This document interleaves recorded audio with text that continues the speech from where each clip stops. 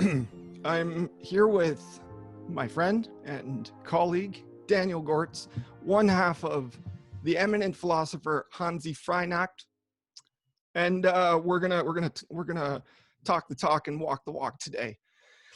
And I'm here with, or you want to say something more?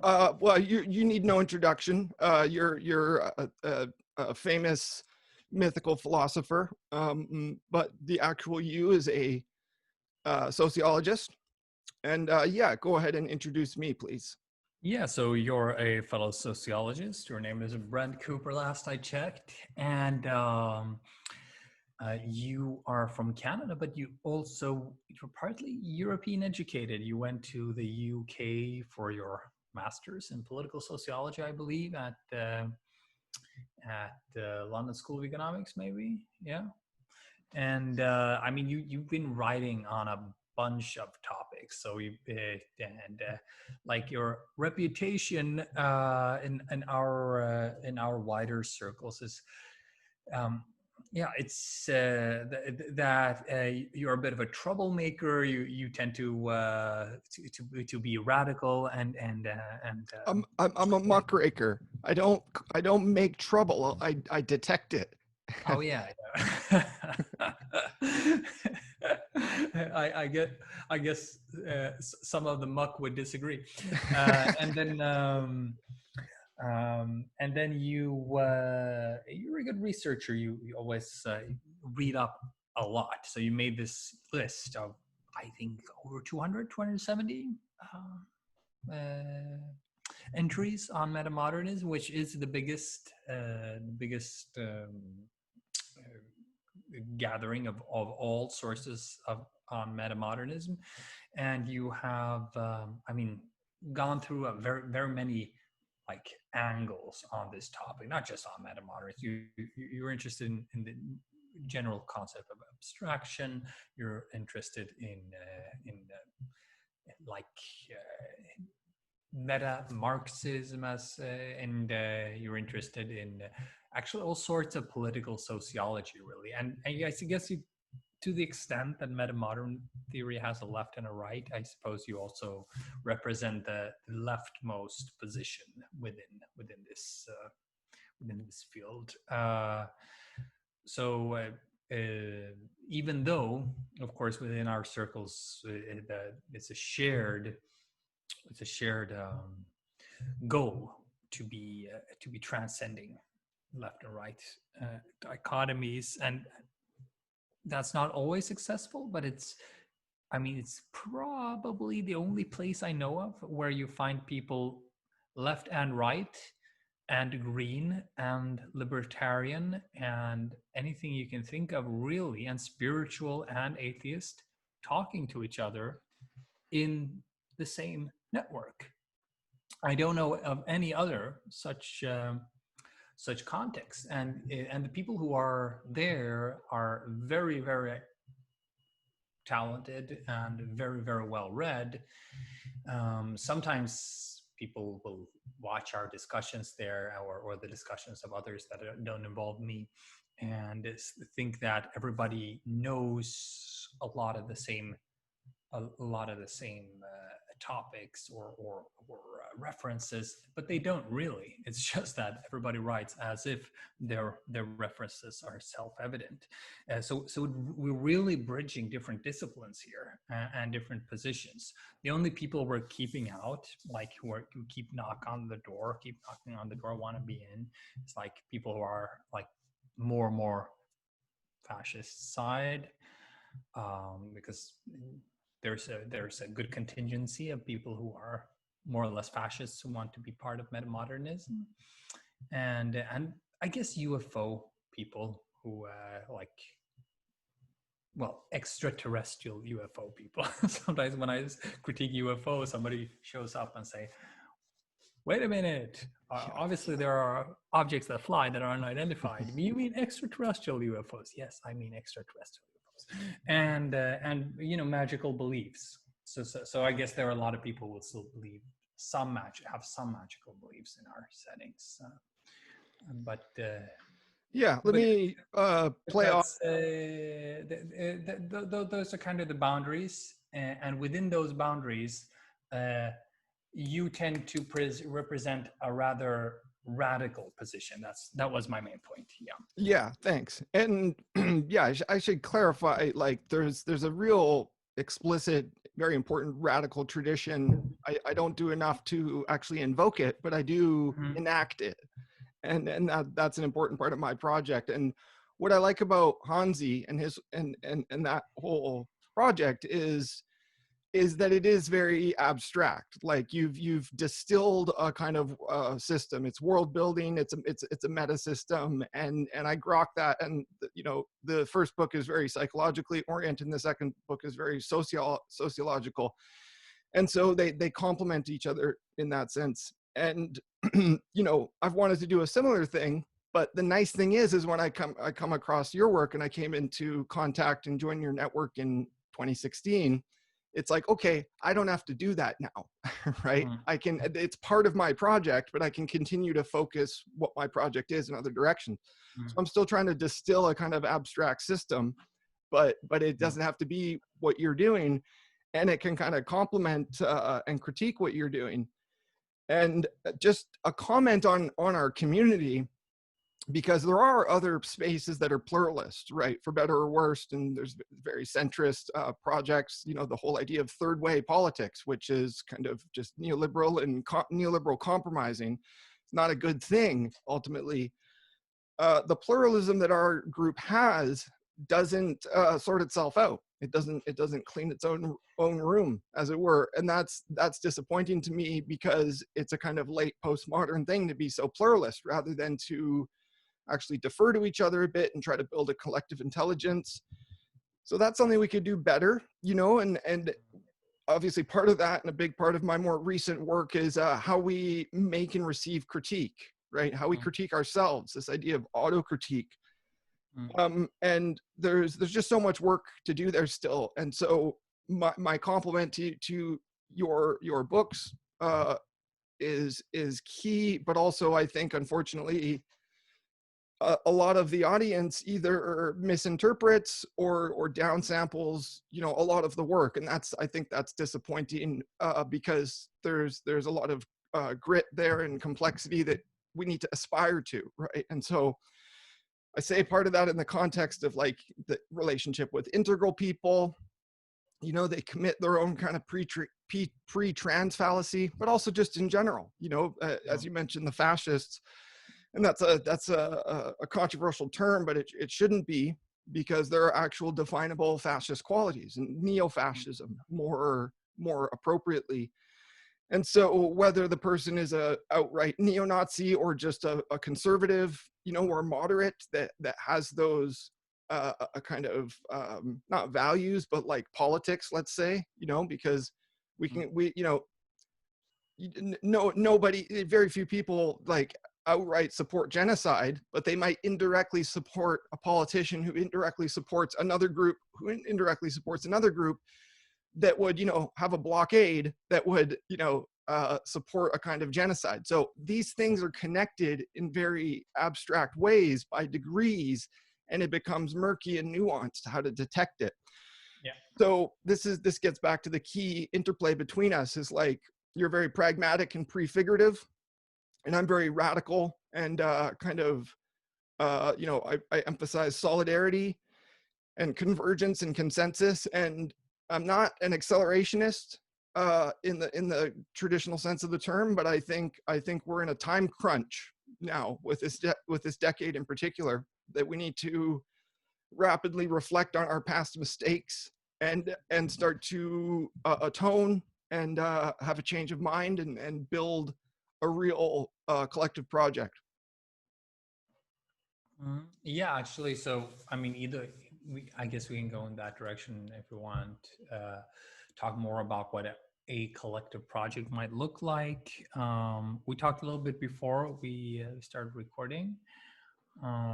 So we brought up a couple of things there. There were also things that I didn't bring up yet. So either way, we can connect about around those at a later time, and maybe talk about them publicly when we've already landed them a little bit, or Mm-hmm. like the direction I might want to go in is like, given that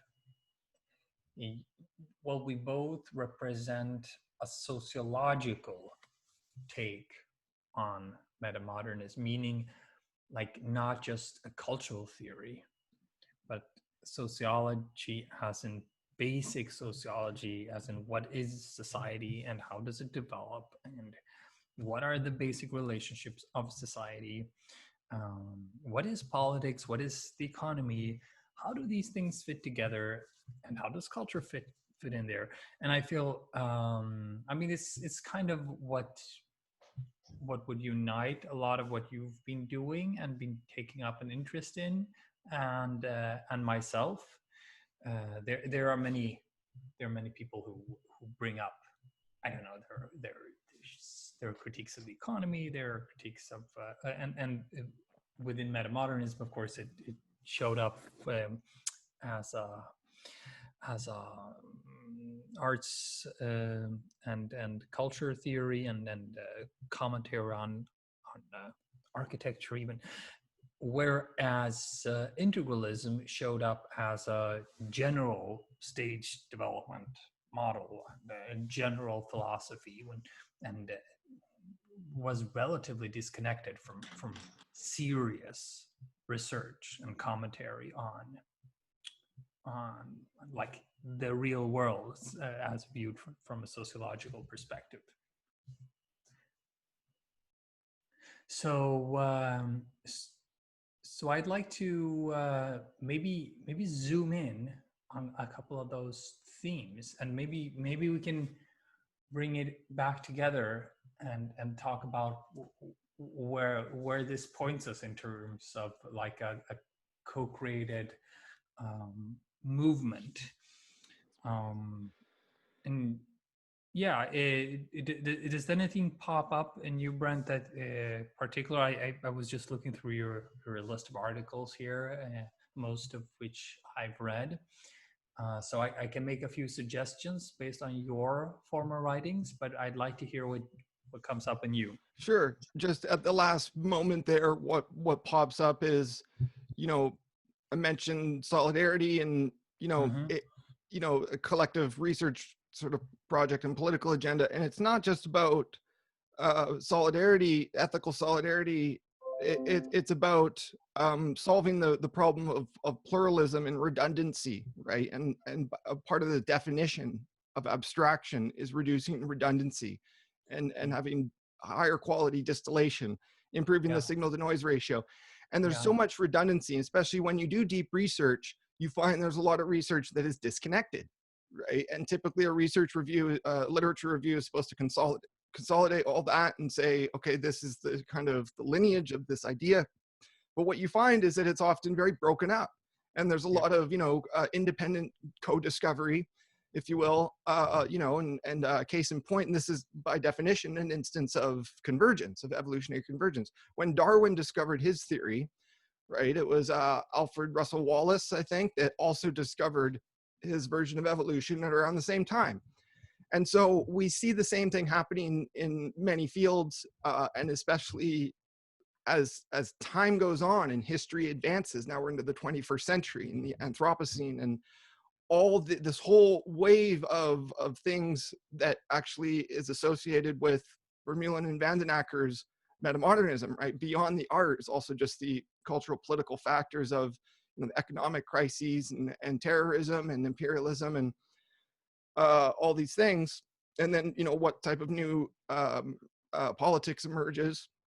They're kind of laying some of the groundwork, and you co-opt that, and I do as well. But I also discovered prior sources to their work that weren't integrated. So, from a research level, we've got to have a more of a convergent collective project, because there's so much redundancy, right? Which means we're just wasting time. We're pissing in the wind. And we gotta reverse a lot of these trends, like the siloization of knowledge. But then we don't want it to be totally relativist in a postmodern sense. And so, for those of us that metamodernism does unite, you know, this is a very complex idea to disentangle. And, you know, I have critiques of developmentalism, but one of the great things that you introduce and foreground through these levels is that, you know, when you go up, there really is a new level of let's say an order of magnitude, right? So it's not like times 2, it's like times 10, right? When you go from postmodern to metamodernism. But then you have to do all the work of integrating the levels below, and there's things like wormholes that draw you back into the lower levels. It's kind of a fallacy, right? So we have to be really vigilant, right? So I learn a lot from your theories, and you learn from mine, and then, you know, we're not trying to defeat each other. We can actually co-create and co-develop, right? So this is part of your theories. And in the Smart Cities book that I worked on, it's Smart Cities and AI.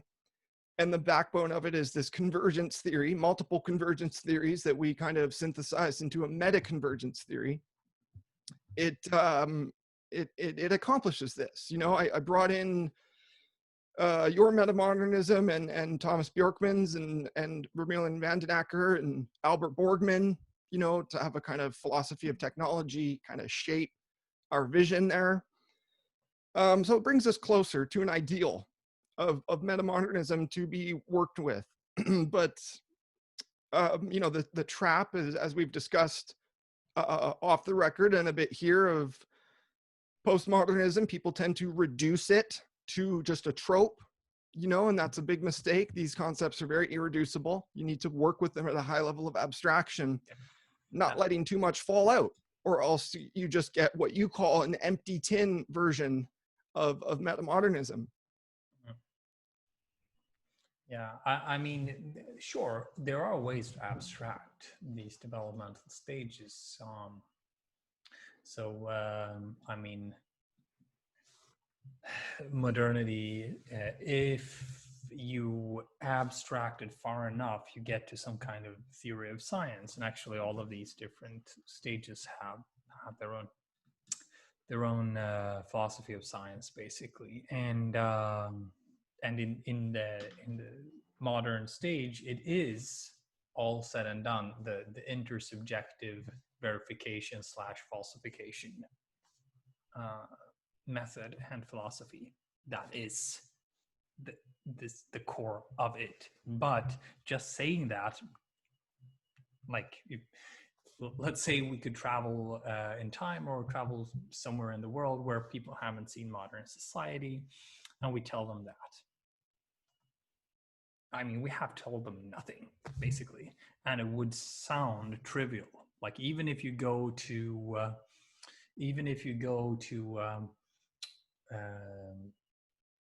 I don't know, the Andaman Islands or something, or the Andaman tribes in the Indian Ocean, right? If you explain that to them, well, so the principle of those societies out there is, I check your facts, you check mine. Well, they would think we're saying something trivial, and it wouldn't make sense. On the other hand, once you know the qualities of modern society, you can check for yourself. Well, it's true about democracy, it's true about science, it's true about the market economy, albeit, of course, we validate products with different means, because we have different amounts of money, but the same, and you can see that there is a qualitative difference between that and all former societies, which didn't have proper peer review mechanisms. They didn't have democratic checks and balances. They didn't have ballot systems and voting systems. They didn't have regulated markets to the same extent. They didn't have free enterprise to the same extent, et cetera, et cetera, et cetera, right? So, and they didn't have a market of ideas also. You could say the wrong thing, and the Inquisition would come knocking on your door sooner or later. So, I mean, if we compare that then to metamodernism, like, well, you can do the abstraction. Like, okay, so modern, postmodern, it's a critique against the principle of intersubjectivity, because there can be a bias that makes all subjects in a certain context blind to something, or make them subject to the same illusion. So again and again, this reproduces all sorts of distortions.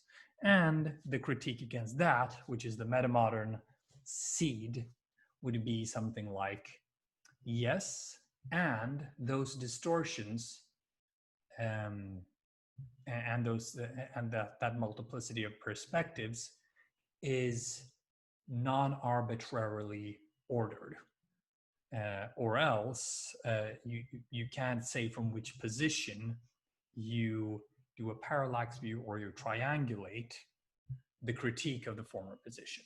So because when you critique, you're always abstracting yourself from the object, the subject-object dynamic, and you're becoming a new subject.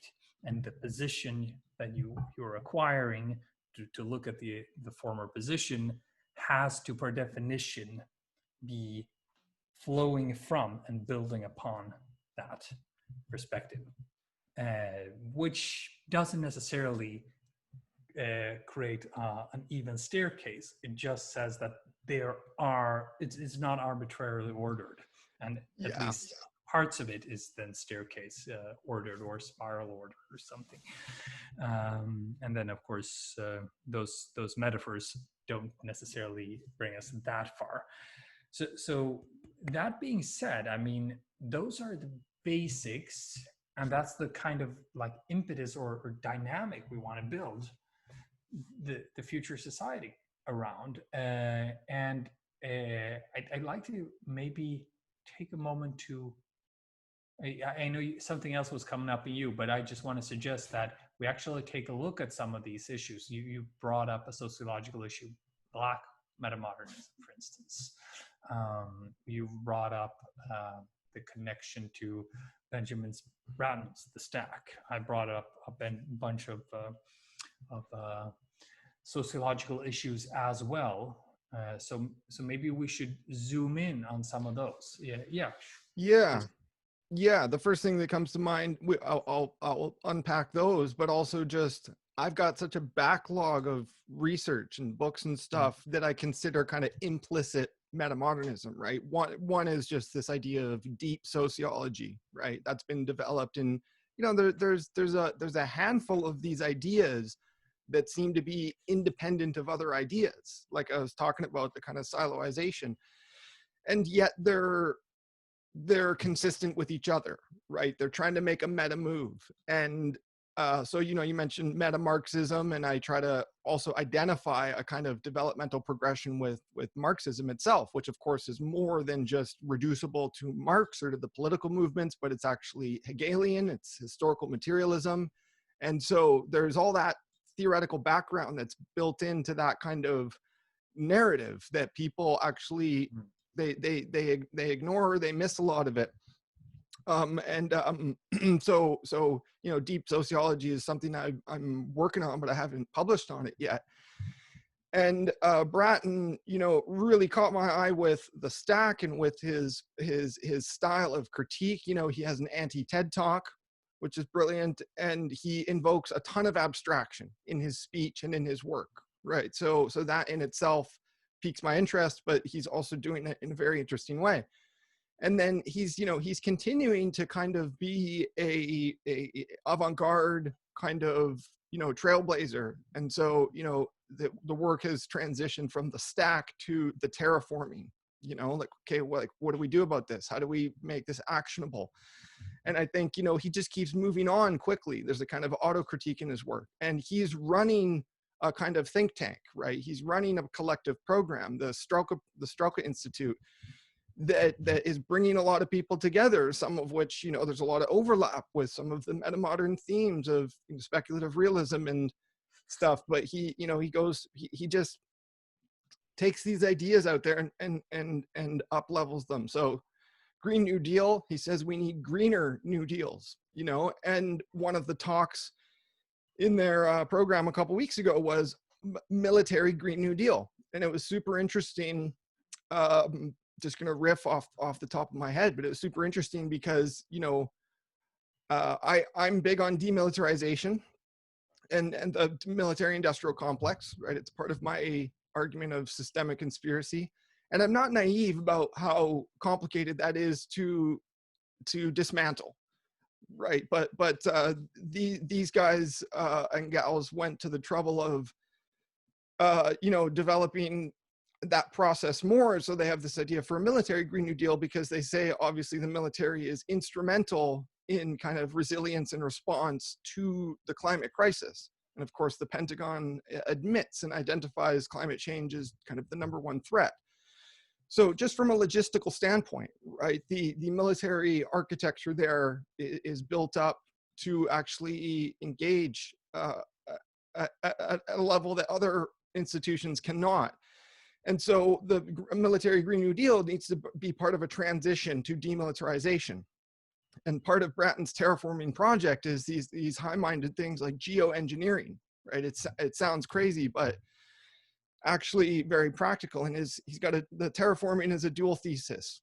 Part one is that we've already terraformed the Earth accidentally, and part two is that we need to take conscious control of that project. And so there's something very just so before we go along, I mean, my intuitions actually go in the same direction. I mean, there's no escaping the attractor point that, okay, under the present regime, you just look around. I mean, I wouldn't say we terraformed it. We anthropomorphed it or anthropoformed it, but all of the biosphere is under human control, or and under human influence, right? And this, of course, includes the animal realm a lot, and the only viable ethical future is for conscious and deliberate design and control of the ecosphere, which may include letting go, like just as politics may include libertarianism, right? Or letting go for market solutions and so on. But we don't escape making the decision, right? We can't escape it being a human decision, right? And sometimes maybe letting go won't be enough for a number of reasons that may be human cost in themselves. And just comparing here the Bratton perspective, which I intuitively share, then with, I would say, the more postmodern inclination of James C. Scott, you know, and against seeking like a state. There's also against the grain, but seeing like a state, right? He says, well, he brings up all of these big projects and how they may have had huge big intentions, projects of modernity in the Soviet Union, but not just in the Soviet Union. Those are the prime examples. But and things have gone horribly bad and collapsed, right? And and basically he's making an anarchist argument that level of control and that level of, you know, that relationality to nature that is mechanistic, extractive, controlling, and so on is a bad thing, right? Which of course we would agree. Yeah, I mean, you see where I'm going, right? That there's something to marry there, like this that on the one hand we can't escape the fact that here I'm sitting here in a city, around that city are fields, and then there's not a natural forest. Actually there is a natural forest about 20 kilometers from here, but it's a small patch about the size of a football field, and then there's not one in all Northern Europe until you go, you know, north of the Arctic Circle or something. It's all human made, or a human. Yeah. So I think Bratton cuts through a lot of the technological and cultural noise around these Mm. topics, right? With his TED talk is kind of an auto critique, and it's so Mm. it's very exemplary of this meta modern move, and Mm. yet he's kind of keeps a low profile, and so I still see too much independence and autonomy in these different projects, and I think we need to converge, and obviously the preconditions for that to happen is we need to clean up politics. We need to sort out our disputes internally, but Yeah. also actually um, really advocate these ideas like cosmopolitan socialism, and different spins on that, because it's fundamentally, if we articulate it right, it's pretty unimpeachable. We have the very high ideals of compassion for all life and solidarity with all life, but where the rubber hits the road, right, everybody wants to fight over politics. And one thing we touched on before we recorded is that the emotional blocks and the kind of fear of embarrassment of holding a wrong position, and that applies to so many things, whether it's UFOs or your favorite politician, like because you just like the guy who looks and sounds like you want, or the woman, whoever it may be. And so we need a kind of veil of ignorance for politics, so people can actually develop the effective value memes, and then actually advocate in a kind of authentic correlation with the means to those ends, right? So there's we just need to do so much better than we've all been doing in the way we talk or don't talk to each other, and the way we think or don't think with each Mm. other. Right. Yeah. So actually, yeah. I mean, some years back, when Emil and I worked with this initiative co-development, we did set up a bunch of norms for communication and participation. I think that might not have been the exact right crowd to work with. We felt that we never really got off the ground in terms of like real content and real intellectual co-development, real political engagement, and so on. Now we might be in a better position. I mean, people have developed the games that we can play. So there's Lawrence Curry Clark's Glassby games, not just his. Other people work with it too. And it's I mean there's a really like nice yes and dynamic there, where I mean we don't talk about ourselves, we open up, we get into like a trance state, we work on a topic, and we take turns and we build on whatever the last person said, and then you kind of get like competition and stuff like that out the door, and it's more like a jam session, and you get embarrassment and investment out the door. And that being said, I mean, we still need to be able to talk about hard topics. Like, yes, when you co-create, you get in a nice jam session. Then, at one point, at some level, we're being co-creative together. But sooner or later, we also have to go to the hard points, like the basics. Do we believe in a market economy, or should it be scrapped and replaced? Do we believe in violence as a method? Do we see? I mean, which candidates do we support in the general elections? But also on an ontological level, or like just a basic level of what kind of world we think we live in. Are any of the religions fundamentally true? Are there any miracles in the world? And are terrestrials visiting the world or not? And I mean, for me, it's these answers are relatively obvious. But here's exactly what you said. I mean, the issue is that it gets so difficult to talk about these issues because there you are, face to face with an intelligent person who deserves all the respect in the world for their path and who's being brave and honest enough to tell you about something they know is a controversial belief and that would get them ostracized from many settings. I mean, even down to flat Earth. Luckily, we don't have a flat Earth problem in metamodernism, but New Agers certainly do have the flat Earth problem. So, and I've had the pleasure of running into one or two of those people myself, and heard their arguments that they found on YouTube and so on.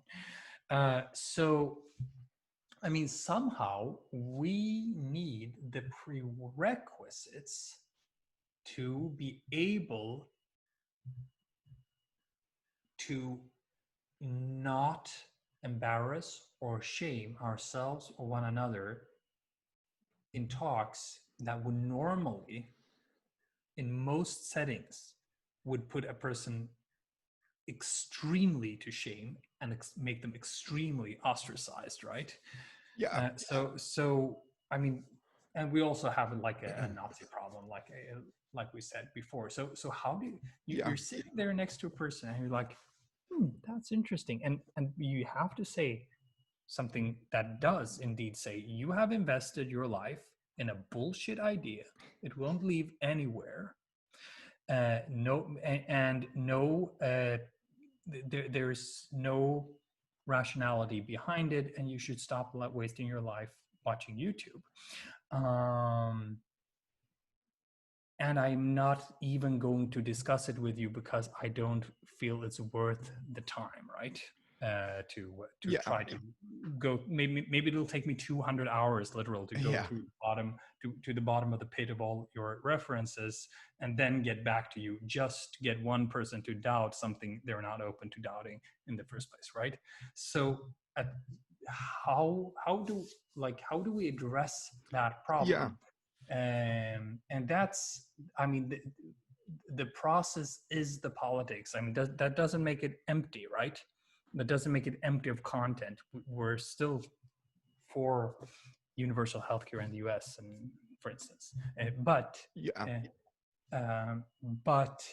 we somehow need like this process, that level of directness, honesty, getting all prestige out of the way, like really just like, hey, straight face, should we murder 1 million people or not? Let's have the discussion. I'm not going to judge you for it, like but I'm also going to quickly and easily say why we shouldn't, and then we can move on.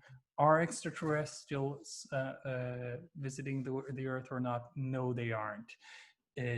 Are there any miracle makers? No, there aren't. And I mean, we have, if we make these things taboo still, then we can't, we can't sweep our own thing, and then, well, because we're relatively unconventional, because we're relatively fringe, all of these things come sticking to us. Yeah, right? it's all context dependent. So I don't think anything should be taboo. It should just be, what level or what frame are we unpacking this in? And so two things come to mind, right? If we're to come at this from the top and the bottom levels, from the collective, we need to universalize education. There's no debate on that. I mean, this is an ideal, and it's something functionally we have to do because this is part of the process of civilization and development to extend that all to everybody. So there's no debate there. And then the other end is like, okay, what do we do on the individual level, right? Because we can't solve this at the individual level alone, right? It's like trying to solve homelessness by discussing like what type of meal to buy the homeless person or what to say to them or whatever. It's like that's not the meta solution, right? You need to advocate for the politics, and this is what it means to live in a society. And so, on the one-to-one level, right, we got to have something like obviously the basics of kind of the scientific method and auto critique and you know, being open to debate so that, you know, whoever's UFO belief can actually be debunked, right? If they think they came to those conclusions through science and free thought, then if they're truly open, they're in for a surprise that they were a little bit wrong about X, Y, Z. So we need something like Crocker's rules, which means you can set aside the emotions, the emotional reaction and the triggering elements, and just be ready to embrace the barrage of facts and whatever it may be. Because there's a sunk cost fallacy with you when you invest in this stuff so much, whether it's flat earth or 9/11 or the moon is a hoax or whatever. You know, you invest yourself in it, and so it becomes harder to reverse and disentangle that. So there's just not enough universal education, right? Because the actual, for all the critiques against universities that are true or whatever, that is the ideal space for people to go and learn and to work through these things day after day, conversation after conversation. Whereas when we're all on the internet, we're all atomized and drawn to different cliques and tribes. So, you know, we got to embrace Crocker's rules, though, so we can, you know, admit the possibility that we're wrong about something. Sorry, I don't know the reference. Crocker's rules. It's I'll be botching the definition a little bit, but it's like I said, basically when you set aside your emotions, right? Even if you get attacked, you're not going to let that epistemically interfere with the argument being made. So there's actually, you know, a good. But I mean, Brent, we shouldn't put all of the. I mean, it's not all on the person who's like wrong and whose position is being attacked. It's not like it's not all. Well, so let's say I'm married to the idea that ice cream makes machinery work better, right? And you want to talk me out of it. And I've been putting ice cream on computers for many years, and I'm actually Sweden's leading computer ice cream therapist, right? And I'm making a good living off of it. And you think I'm crazy, like. And you're right, and I'm wrong. Ice cream doesn't make machinery work better. So, I mean, then it's up to us to create a good enough process that would naturally guide me, you know, like a Socratic question or something, without me, like, I mean, what we don't want, the opposite of what we want, is the fucking mob that I see on the Facebook, you know, in social media again and again, and they create all these monsters, right? All the Jordan Peterson folks out there and so on, because they all see the mob. And I mean, I'm a vegan myself. I think it's important that we stand up for animal rights. One person in the vegan community says or does something, you know, racist or not left wing, and the mob is there, you know, and they're all talking about how bad this person is, how they're going to boycott their thing or whatever. I mean, that's the opposite, or hey, you know, just always accusing one another of having missed whatever perspective from multiculturalism, gender, and so on. It creates a culture of fear, and then, I mean, not free expression, not forgiveness in the openness, in the open discussion. So somehow, like, the quality of opening another person up to their own, or each other, really, to our own presuppositions, without one being the master of the other. And there's the crux, I guess, you know, the hierarchy, right, there. I'm like saying we can demystify that in the sense that the structure of education is supposed to serve that function. Right, because it's almost a paradox on the one-to-one level, right? So I published this anti-intellectualism article yesterday, and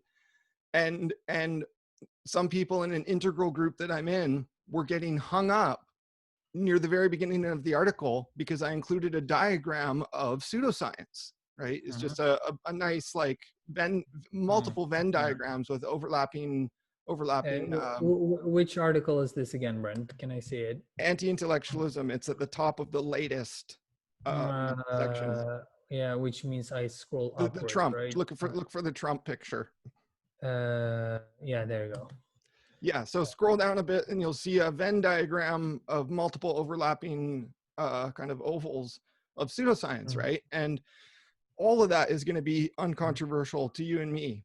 Mhm. We would categorize it as new age. And of course, you can have a kind of transrational perspective of some of those things, right? Because I think we're against scientism as well, right? Mhm. We're Yeah. against the kind Yeah. of like new atheist kind of just dismissal of all that Mhm. Yeah. because we're post-secular. So there's that. But so people in the integral group were getting hung up on that image and they couldn't read further because they had some preferences for some of those things, you know. I love that the Scientology covers all of them. It's right in the center. Exactly. It's right in the center of it all. Mm. And it's funny And because Scientology is not entirely unlike Metamodernism in some ways. It's about inner work. yeah, It's about making your inner work connected to an outward project. yeah, It's about blending fact and fiction. It's about lending from yeah, religion to old. It's about stage development. But at the same time, it's the most dangerous bollocks in the world, right? yeah. And Yeah, interestingly, just to kind of bring it home to the paradox of changing somebody's mind, because only they can yeah, change their mind, is like you have Tom Cruise right at the center of that center. yeah, yeah. And you know, he's a well-respected Hollywood elite. And you know, it's like I can just imagine the conversations or the lack of conversations between him and his friends. Like Steven Spielberg is very close with him, but Steven Spielberg's not going to be like, hey Tom, this is, you know, let's have a conversation, this is a little bit wacky, because they respect each other. And so this is part of the meta crisis. It's like, well, Yes. what do we do about Yeah. it? And there's, you Yeah. know, there's a award-winning documentary and exposés about Scientology. Yeah. Yeah. So it's not, you know, the cat's out of the bag, but it's still like Tom Cruise himself is in this meta pickle where, you know, he loves Mm. the life he's created for himself. It's very self-reinforcing. It's very, yeah, just low risk for him. He's deeply invested in it. There's one point I have a note here that we didn't talk about, but it's just an idea is, you know, there's the sunk cost fallacy, right? In this case. But my Mm. idea is like, and this is what I, you know, say to the UFO people too. I'm trying to develop a way to actually pitch the incentive of changing your mind, because Mm. there's something beautiful and in a public way and in a private way about realizing just how wrong you were and having a metanoia about it, Exactly. right? A dramatic Exactly. so you know, there's an people think that there's no incentive, they're actually blocked by Exactly. the fear of changing.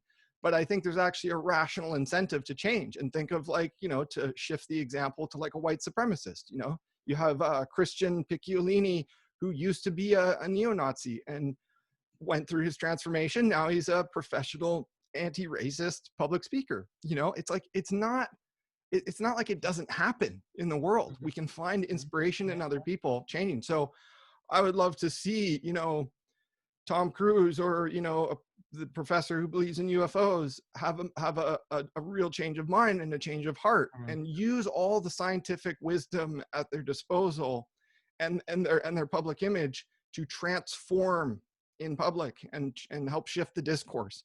And you know, Actually, they're going to yeah. get just as much flack and pushback as compliments, and like, you know, they're going to be welcomed back into Mhm. different Yeah. spaces. So I mean, the primitive aspect of this is, you know, I mean, whenever there's a conflict, right? It draws attention. So that's of course why there's so much conflicts on the,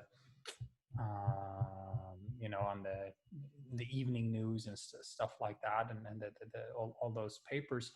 But also, you know, in social media, for instance, there's a scuffle between some people in commentary field, and suddenly everybody has the time to read like long things. Like you didn't have the time to read the first thing that set Yeah. off the thing, which actually made a point. But everybody has time to read, and why is that?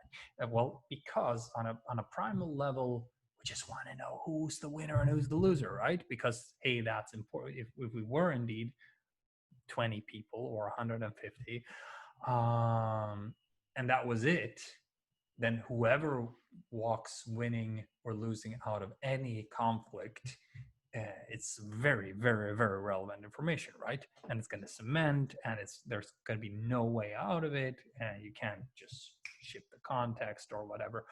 And it goes down to all these different things, like, of course, physical prowess, but who knows the most, who thinks the smartest, who has the widest alliance, Who's the richest? who's the richest, yeah, who can bring best resources, and who are we better off listening to, and of course it comes down to who's going to mate with whom, and stuff like that. So because of this, I mean, these are fast carbs, right? And they feel so satisfying. So when somebody backs off and says, okay, you're right, what's the first emotion that rises? It's I mean, I don't like this one bit, but it's the truth that the first emotion that arises is a pleasurable scorn. We scorn the loser, and we feel superiority towards them, and we might want to feel a bit of celebration when we're taking the side of the winner, and then we want part of that, of the cake. We want to be on the winning side and want to celebrate. Now there is a major impediment to all rational discourse, because nobody will want to be the loser if they are perceived as such.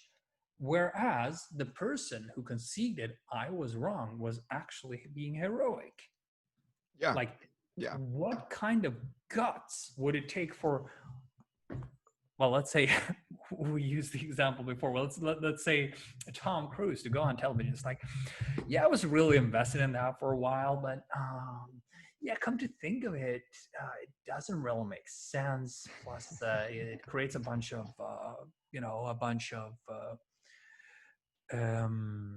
really nasty social dynamics, which really destroy people's lives, and I don't want to be part of it. And I'm sorry for anybody I may have falsely inspired to be part of this, and it's literally what would happen was everybody in the world would disdain him for it, right? Like, you principleless, weak, blah blah blah blah blah. So he's better off never shifting his position. And I mean, hey, we have friends, and I'm sure we've both been guilty of this. Now, what kind of world could we create if people were honored for shifting positions? Yeah, and there's not enough of a structure there to do that. Like, we need more mediators, more consultants, more actual public intellectuals. Everything works against the kind of transition and paradigm shift we're trying to foster and build. Yeah. And there's not a lack of talented people to do those things, but they need to start acting in a concerted way more, right? And part of what I'm trying to instill with the consensus building is that people who have developed all these roles, because I'm not a teacher, I'm not a mediator, I'm not a conflict resolver, that they commit those skills in the service of something bigger, right? Yeah. And so, if Tom Cruise did want to go public, then maybe he finds the trustworthy sort of consultancy, for lack of a better word, to facilitate that, and so we have, we've got the platforms, let's say, think of these reality TV shows like Big Brother, right? You just throw a bunch of idiots into a house and watch, conflicts ensue. But what if you did that with like real thinkers, and there was real structured, like, this metamodern idea you pull in from research is like deliberation, right? So you have debate, which is modern, dialogue, which is postmodern, and deliberation, which is metamodern. All of that requires very expensive structures, right? Very Yeah, the little can be cost done goes up for each, right? by So, just, so yeah, debate, exactly. yeah. Exactly. Very little can be done by a random poor rebel like me. But I can try to sacrifice myself and make an example.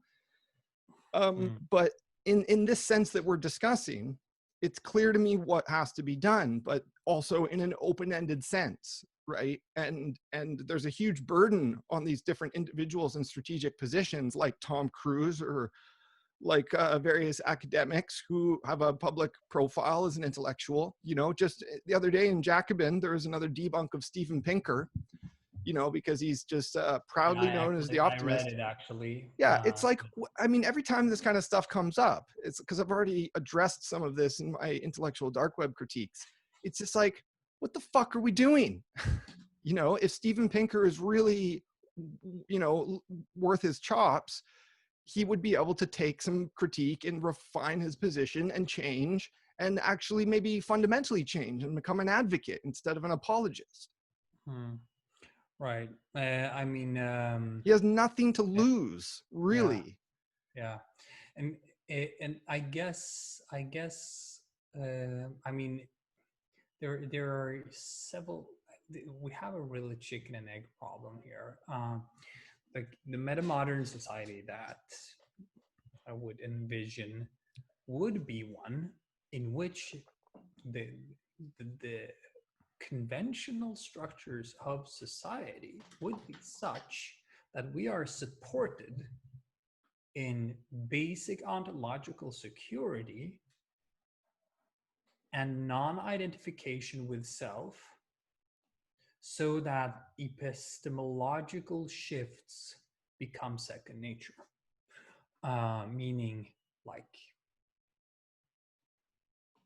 well, you become an eager anarchist, and then you genuinely experience only a little bit embarrassment or almost none by shifting your position, and you don't feel a sense of loss of self because like, let's say I don't want to be a metamodernist tomorrow.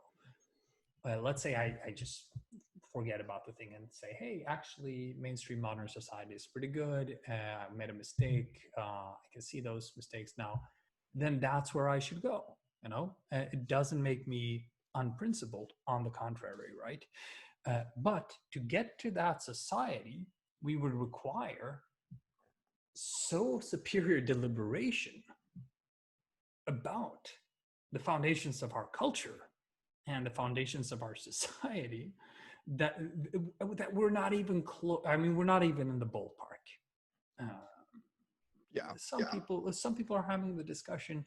We make some propositions in our books and so on, but we're not even in the ballpark as society. So like, okay, should everybody learn meditation? Why are we taught between the lines, basically scientism and materialism, and Right. which are debunked? I mean, they're debunked. Um, and no serious philosopher really supports them anymore. It's and like people start literally, everybody just starts by saying, well, Descartes was wrong because blah blah blah blah blah, and yet between the lines, that's the mainstream philosophy that's being taught. We don't have a discussion about that. Yeah. The history is national. People don't know the basics of African history, for instance, the basics of colonial history and so on.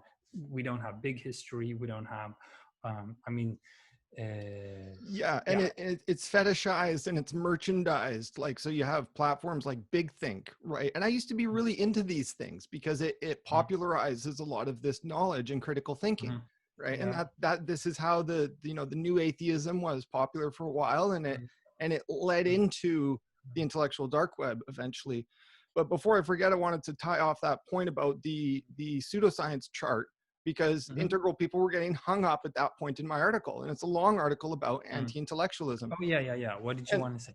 Well, just that this topic of anti-intellectualism is so deep and profound, and there's a lot to unpack there. And so to get hung up on the pseudoscience part is a very like basic form of anti-intellectualism. And so they were pushing back against me, and well, gently, somewhat asking questions, you know. So I had to actually like dwell on that chart and explain, like, you know, why this or that is quackery or you know, kind of nonsense. So you know, it comes back to, you know, we need universal education, so people have the structure, not just internet access to knowledge, that they feel supported by teachers.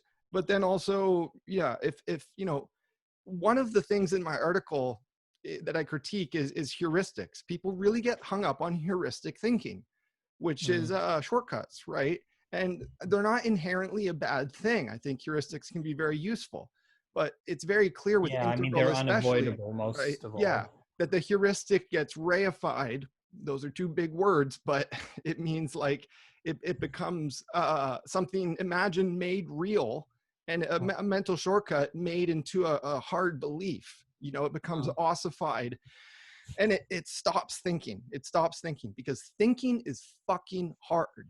You know, you got to have the right material to work with first, and then it's actually a computational process that is very intense and very, very long term, very labor intense, and very emotional, as we've touched on, right? So, you know, people need to get better at trusting the better sources, which is simple for me to say, but, you know, difficult in practice. But this is, you know, just by cracking open the conversation about anti-intellectualism, I think is important, because you have these crude historical forms like the anti-rationalism of evangelists, which continues to the present day, obviously.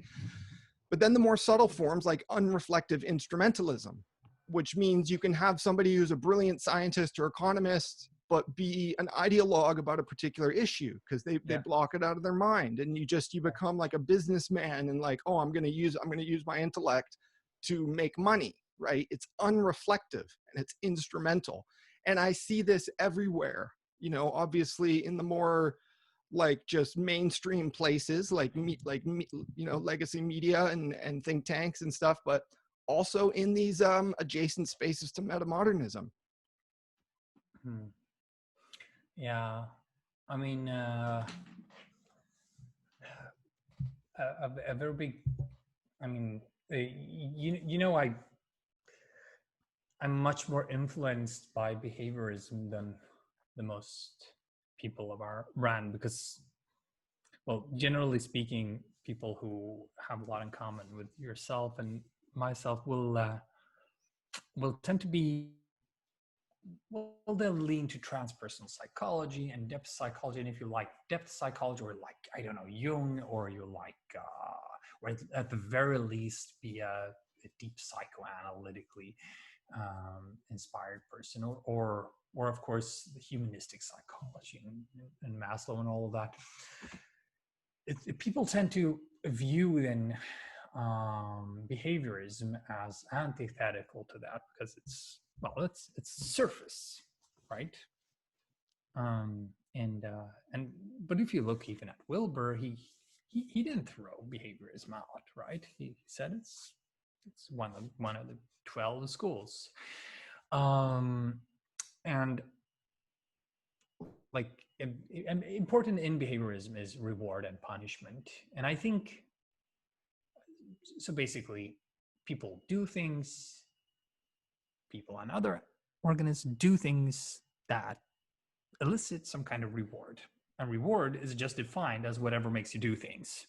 But for some reason, it feels more good than bad than you do it. And it's kind of just a fact that you, and that doesn't exhaust all of psychology, and doesn't say anything about how much depth there is to the human soul or anything. And you know, we tend to not do things that are uncomfortable. So, and this goes very much for communicative action. I mean, it goes very much for what goes on in a conversation. and gestures and so forth. So, I mean, I think we both have this experience. I have more instances than I can count where I just start talking, and after like a couple of minutes or maybe a couple of seconds already, um, my interlocutors start like, because Mm. what my speech is not giving them reward, not honey, is giving them little slaps. And they basically, they will want me to stop talking. And it just won't feel good. Maybe because the talk makes them feel dumb, maybe because it makes them feel disoriented, maybe because they think it's boring, maybe because they think it's not a good direction to go in, and it might risk some it might risk questioning some assumptions, or maybe some social hierarchies. That's also, this is very important, that social hierarchies are very closely tied to hierarchies of competence and hierarchies of epistemology and hierarchies of knowledge. And when social hierarchies are undefined, when they are ambivalent, this creates incredible anxiety. So we human beings don't suffer like, oh, there's my great emperor. Oh, hello, emperor. Oh, no, it didn't make me feel bad. Just the emperor. Whereas you don't know if it's this person is a beggar or your emperor. Your mind goes, and the amygdala starts reacting really bad. This is in Robert Sapolsky's book Behave. I don't remember the citations he brings, but he has more than one example of this, of studies showing this. And this complicates things, like we need to create a social situation, because I think it is situationist, where hierarchies and like definitions of the situation allow for a free flow of the mind, right? Allow then for enthusiasm around ideas, and then it's almost impossible for human beings to get ourselves to listen to something that is slapping us in the face. The only way to get people to do that is by pressuring each other, so that, okay, listen, if you don't take this critique to heart, then you will get even worse. Maybe you get fired, or maybe you will be disdained, or maybe you will be ostracized. Then people can suddenly take in the critique. So there's the paradox right there, that, okay, we mentioned one paradox. We want to know who's the winner, and we're going to disdain the loser. And then we have the second paradox, like, well, being criticized is painful. It's like somebody's whacking us, right? Yeah. And then the third one would be, it has implications for hierarchy. Who's whacking whom? And then we feel when that stuff gets confused, we want to shift the focus or change the situation or reestablish a hierarchy, either with ourselves on top or below. That's less important. We just want the hierarchy to be there. So yeah, I mean, I think what I'm getting at is like there are some profound sociological, epistemological work that needs to be done, which connects to the spiritual, connects to the religion of, well, worshiping our own unknowing, or our own cloud of unknowing, right? And being open to that. Yeah. Just to clarify a kind of misconception people have that comes to mind just on the last thing you said, like intellectualism proper doesn't mean at the expense of a heart in the world, Yeah. right? In Yeah. fact, and I make that point distinctly in the Yeah. article from some of the research. It's that like Mhm. the real intellectuals are not just the hyper rationalists, right? It's the eggheads. That's where part of that anti-intellectual sentiment comes from.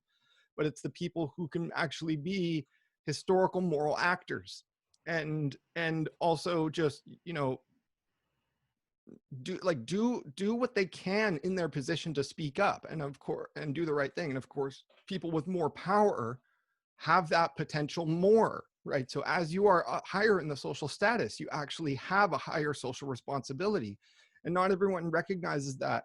And then there's a calculation made, whether it's conscious or unconscious, like a cost benefit analysis. You know, what are the risks to my job and whatnot, of speaking out. And then another thing I have to mention, right, is everything we're saying is true, but then we always still need a kind of third party to triangulate between the actors to determine what the truth is. Who is actually speaking the truth? So is a guy working for the New York Times risking his job because he's saying something dumb and reactionary, and he's phrasing it in a clever way that it actually can be protected and within free speech? Or is it somebody who's like speaking out against the Israel-Palestine conflict, you know, criticizing Israel or something, and that's a taboo in the establishment, on either side of the aisle? You know, so what is the actual third party perspective?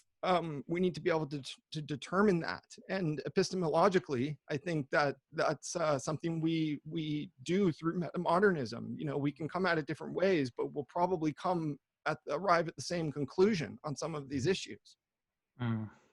I mean, because there is it's this a meta term, you know. perspective. Yeah, yeah. I mean, there is this term, you know, epistemic democracy, which is, I mean, it's a version, I suppose, of or development of um, of deliberative democracy. And I think fundamentally, the metamodernist movement, it's the opposite of a populist movement. It's never going to have broad appeal. And hey, we don't want to paint the country metamodern. Like, it is stupid. Like, why would we want to do that? Is that what the socialists did? They said, okay, so now this country is socialist. So now we're at a higher developmental stage. So now we have socialist art. And before you know it, socialist art just means whatever Stalin likes, right?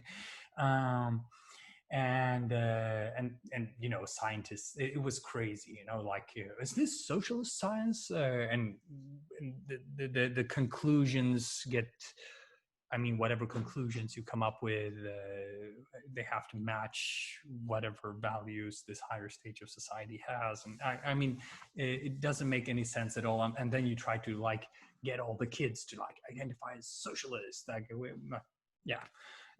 And by being pioneers and stuff, like, I mean, it doesn't make any sense.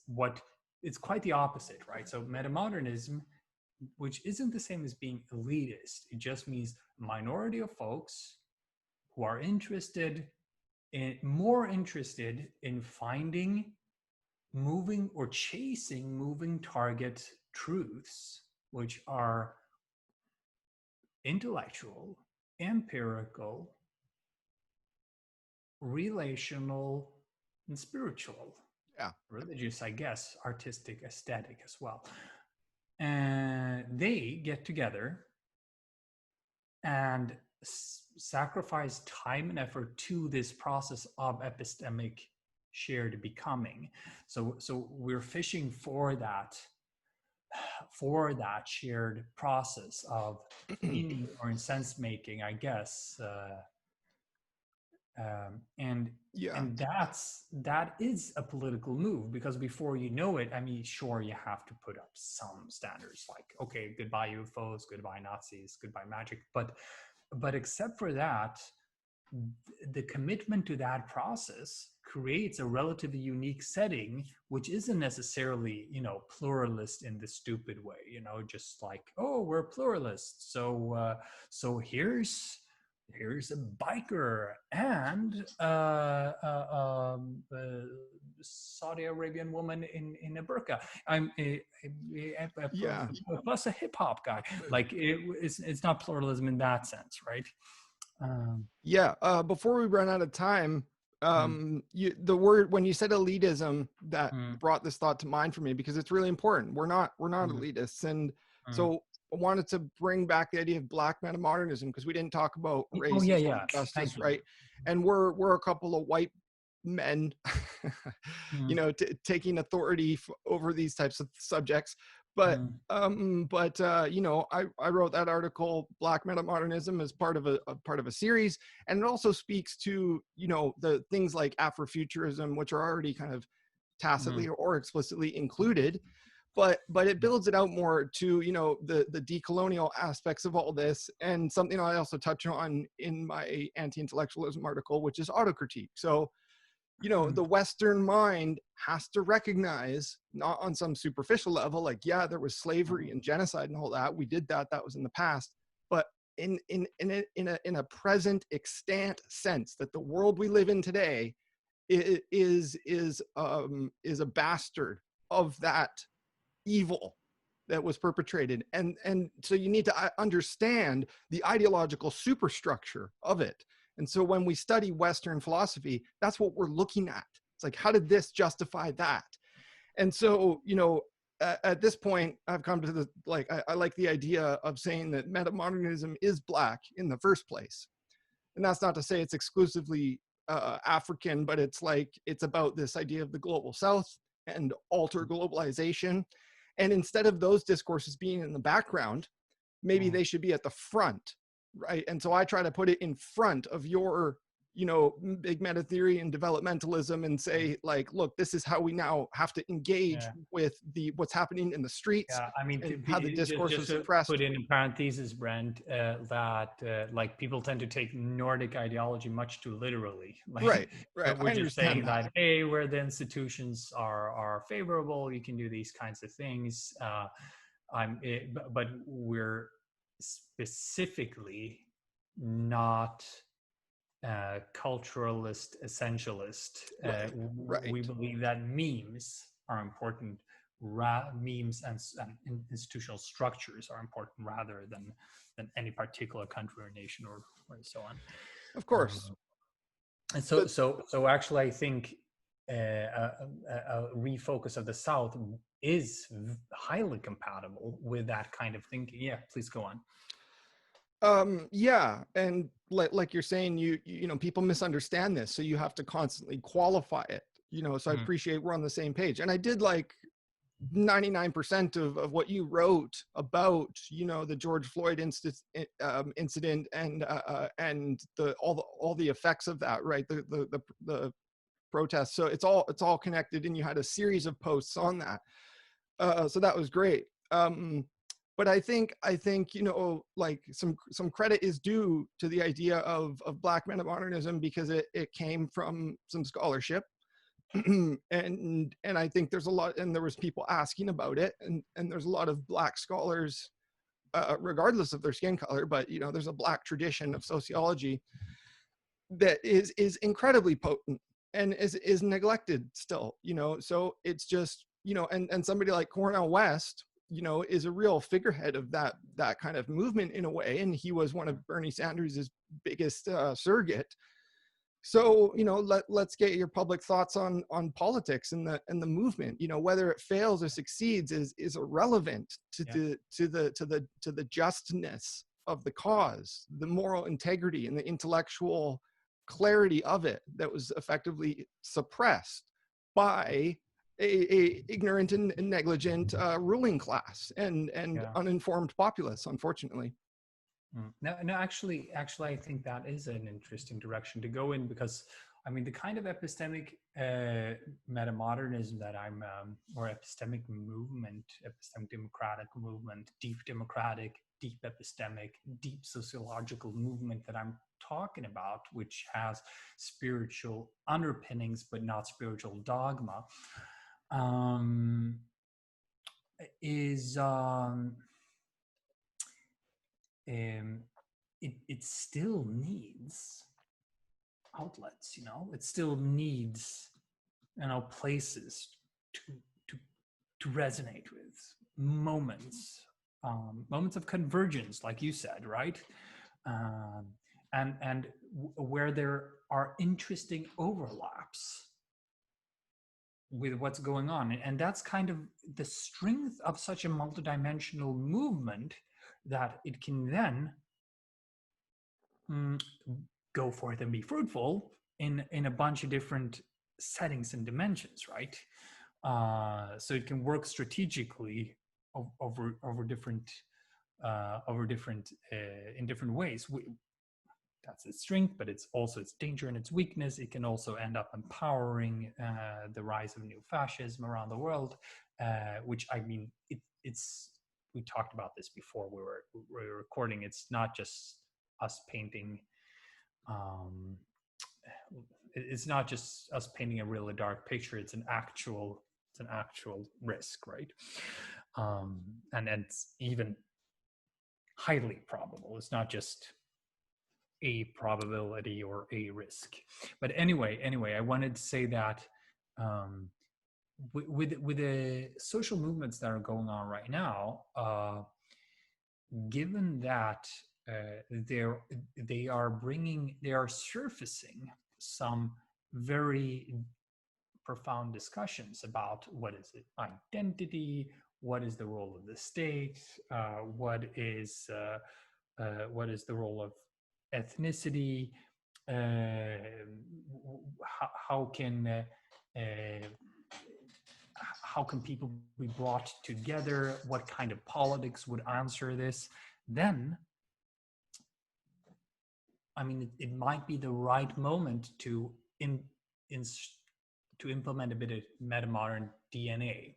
Black metamodernism, yes, that you see this kind of both and thinking in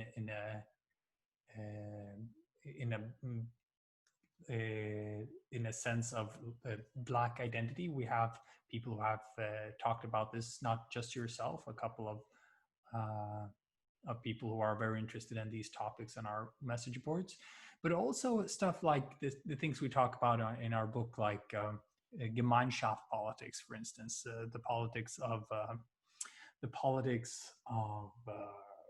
community or relationship, that obviously there need to be redressed relationships, or reconstituted relationships which are embodied. And could we create a politics of that, or at least open up a discussion with that? And to quickly make a connection to everything else we've been talking about with pseudoscience and UFOs and emotional blocks, the race and social justice stuff fits in the same category. People throw up opposition to it. They preclude real discourse, right? And a lot of terms get co-opted and redefined. The conservatives are now like, well, this is what social justice means. Really, they're trying to hold up a mirror to a bunch of frustrated activists, but there's a distortion effect there. And so it's very epistemically irresponsible. And we just end up with endless finger pointing and very late conservative postmodernism, which brings us back to both of us trying to clarify what our systems are, what the meta perspective is. It's a huge undertaking, but it requires much better universal education access and healthcare, obviously, and income and all those things. But then the individual discipline and autocritical practices and openness to being wrong. Brent, maybe I can share a paper with you, which I wrote on the future education. Unfortunately, not official, but I can share with you. And it includes a bunch of ideas actually about the global South. And one idea is that I'm gonna step away for a second, but keep talking. I'm listening. Keep talking to the audience. Yeah. Going through the speakers. One idea is that there would be a committee representing global South countries, and there would be a commitment from global North countries, currently rich countries, to define a part of their educational curriculum according to guidelines and wishes of this committee representing the global South, namely that the global South would be allowed its own voice through whatever mechanisms deemed appropriate to affect the curriculum, the story that is being taught about the global South, about colonialism, about post-colonialism, about decolonization, about actually whatever they would deem be the most important topics. And maybe, of course, this could be diversified so that different countries get different parts of this. But I mean, it's one of many ideas that come together with creating a new definition of holistic knowledge, like a new basis of holistic knowledge that is based on big history, on the marriage of social sciences and natural sciences. And somehow we have a wonderful interface. The individual, or the individual even, interfaces with society primarily through media and education. And those are not arbitrary. Those could be designed and created much more with a more holistic and multi-perspectival lens, right? Because it is a shame that most people who grow up in Western countries grow up terribly West-centric, right? And it just doesn't reflect the world that we ourselves live in. Here I am. I have no idea where this couch came from, but I mean, materials and stuff that make up even the clothes on my body are obviously not from within the Western bubble, right? Yeah. Maybe to wrap up, if you have to go, you know, clearly we have a lot of work ahead of us, right? And you like to say sometimes that, you know, we're entering a new phase of fascism. I like to say we're coming out of a phase of fascism, right? Depending on how we contextualize that, right? Like the whole, you know, the war on terror, right? Is a U.S. imperialist kind of you know, fascism, and we need to be honest about that. So there's a phase of globalization we use the terms happening differently there. So I'd have to object. Anyway, please go on. Yeah, I'm stretching it a bit, but it's very negligent, it's very violent, it's very illegal, right? This whole project, and it has to end. And so right now we have a kind of wave of right-wing populism around the world, and that's been going on for a while. And at the same time, we have all these high-minded ideas, and I think there's mass support for them, of a kind of leftist, socialist, cosmopolitan socialist, and a transnational, as you speak of. And I don't think we have 20 years to make that happen. If we do, if that is the window, things are going to get really ugly. And I know you are realistic about that sometimes. But, you know, because I think I see things clearer and with a lot of people, right? It's not my unique view, but I have a clear critique of U.S. empire and a critique of the United Nations, which is a function and a subsidiary of U.S. empire, which is not what it should be. The direction we have to go is relatively clear. We need global cooperation, right? And what enables global cooperation is creating the preconditions through convergence and consensus and through solidarity, and getting progressives and socialists into power, not just in name only, but the real authentic people. and we have examples to go off, contra neoliberalism, like Lula da Silva in Brazil, who and to various extents, like Evo Morales in Bolivia, who was ousted in a coup, right? And so we need to really lean into this framework we're trying to build of solidarity and agency, because it needs to happen through the mainstream institutions to some degree. And this ties back to the idea of a military Green New Deal, actually taking control of those means and of that that financial structure, and of course it's socialist. It's one of the key points that their presentation made on the military Green New Deal, is that it is socialist in its form.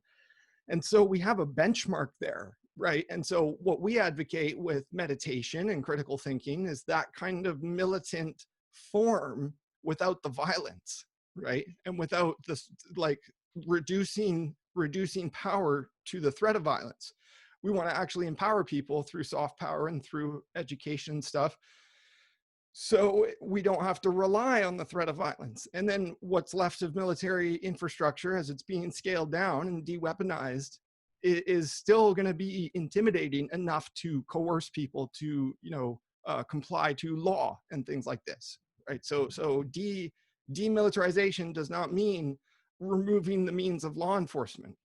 It actually means strengthening a kind of universal law. Yeah, so I guess we have to call it a day, Brent. I don't agree with everything that you said. I agree with I agree with yeah. To be continued then. Yes, to be continued, I guess. And I mean, the general direction of universalism, which doesn't blot out localism and identity rootedness, of course. I mean, we share that. Then, I mean, I don't think if we fill the world with leaders like Evo Morales and Lula da Silva, I prefer the latter actually, but that would have gotten us very, very far. Actually, I think we need particularly not socialist leaders. We need meta-modern leadership. In whatever way or form, not far right meta-modern, but I mean, we need it doesn't have to be the leader figures, but we need some kind of epistemic democracy, some kind of commitment to this truth seeking together. That's my take on it. So I think you're going too far in the conventional. Well, it's a language problem too, because I agree with what you said earlier about socialism, that we need to be wary of these words, and what I've said too about reification. We need to be really wary. And so all I mean though is that we're instituting kind of baselines, like social floor and ecological ceiling, so people's material needs are met. We already agree on these things, right? And universalizing healthcare and a minimum wage and UBI, like that we need to move this into the frame of like not debatable, but we must enact this because it benefits everybody. And I think also there's an American European problem. I mean, about how the word socialism is used and so on, and we can talk about that. So anyway, Brent, thank you very much for today. And I mean, it's good to just meander for a little while and just have this kind of relaxed conversation from time to time. Yeah, and thank you, Daniel Gortz and slash Hanzi Freinacht, long-term ally and friend. We've had many private conversations, and this is our first public one, so I really appreciate it and look forward to more. Yeah. Like, share, subscribe, comment, all that jazz.